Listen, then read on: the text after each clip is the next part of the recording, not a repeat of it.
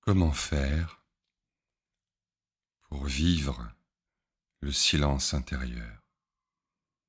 Non pas la simple absence de bruit, mais la véritable transparence intérieure, l'arrêt des bavardages, de cette radio qui, depuis l'intérieur de nous, nous tourmente, pour ainsi dire, sans interruption. Eh bien, en écoutant. Parce que quand j'écoute, je dois faire silence. Je ne peux pas entendre sans me taire, sans rester muet de mon côté. Or, muet,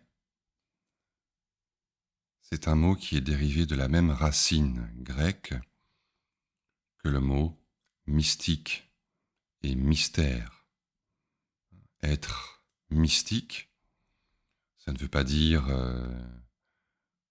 produire des miracles, des phénomènes surnaturels, non, ça n'a rien à voir. Être mystique, cela veut dire être muet. Être muet dans l'écoute du mystère. Et c'est ce que nous rapporte un anonyme, auteur d'un petit livre de pratique de la théologie mystique, la connaissance du divin par le silence intérieur, par l'écoute, l'audition. Et en effet, dans ce petit livre paru à Liège en 1709, il nous est rappelé que il y a quelque chose à entendre. Pour vivre le silence, je me tais. J'écoute. Et j'écoute pour entendre. Et j'entends parce qu'il y a quelque chose à entendre. Et ce quelque chose, c'est une parole. C'est un verbe. Si je cherche à faire silence, si j'aspire au silence, seulement comme négation des bruits extérieurs ou même du bavardage intérieur, seulement comme une négation dans laquelle je me reposerai, eh bien, mon silence sera limité. Ce qui est bien plus puissant, c'est d'être d'abord convaincu qu'il y a une parole, que dans le silence, ça n'est pas simplement une absence de bruit, de pensée qui se vit, mais c'est une présence. C'est une parole, un verbe, un enseignement, un véritable enseignement. On dira aussi un chant, une mélodie, avec son rythme, sa pulsation subtile. Et cet anonyme distingue ainsi ce qu'il appelle l'oraison des mystiques, c'est-à-dire cette prière intérieure, ce geste intérieur d'écoute et de silence. L'oraison des mystiques, dit-il, a ceci de différent de l'oraison ordinaire, donc la prière vocale, qu'elle se fait sans aucune parole articulée de la langue, comme se font les prières vocales, dans le Notre Père par exemple. Là, il n'y a pas de parole. Et sans aucun discours de la raison. Il n'y a pas de pensée, il n'y a pas d'énonciation intérieure. ainsi que se font les prières de méditation.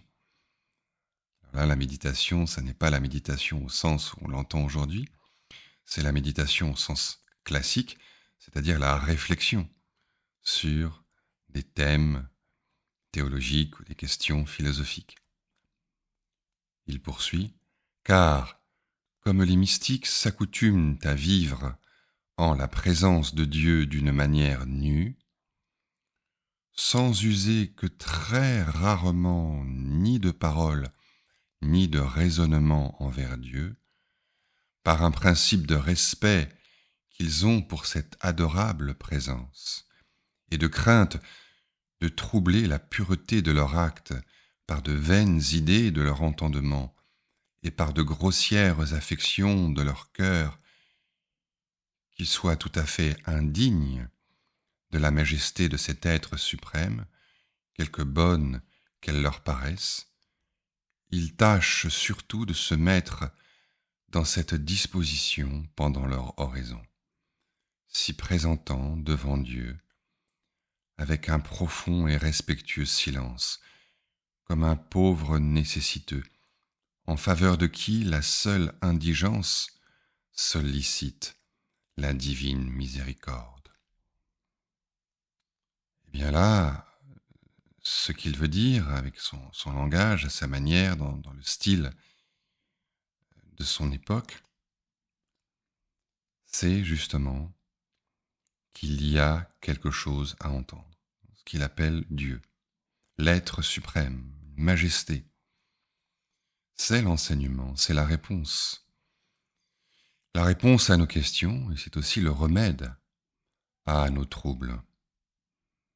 Mais pour cela encore faut-il en être convaincu, faire confiance à cette promesse que quelque chose se dit dans le silence, que ce n'est pas une simple absence, qu'il y a véritablement une parole à entendre et donc à écouter, et donc devant laquelle je suis invité à me tenir muet, nu. Recevoir cet enseignement sans parole. Voilà la théologie mystique, l'oraison des mystiques. Voilà le silence intérieur.